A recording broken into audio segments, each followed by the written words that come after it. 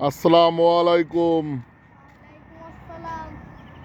এই পাশে আপনারা দেখতে পাচ্ছেন খুলনার ডুমুরিয়া উপজেলার, আর এই পাশে হচ্ছে যশোরের কেশবপুর উপজেলা। মাঝখানে এই যে শৈলগাতি ব্রিজ, ওই যে শৈলগাতি ব্রিজ ঘুরে ঘুরে দেখাচ্ছি। আর এই পাশে হচ্ছে শৈলগাতিয়া মহাশ্মশান, বিশাল বড় শ্মশান, লিখে রাখছে শেষ ঠিকানা। এই পাশে আছে একটা মন্দির, আর এই পাশে শ্মশান। আর এই পাশে আছে শৈলগাতিয়া যে নদী, সেই নদী খনন করা হচ্ছে।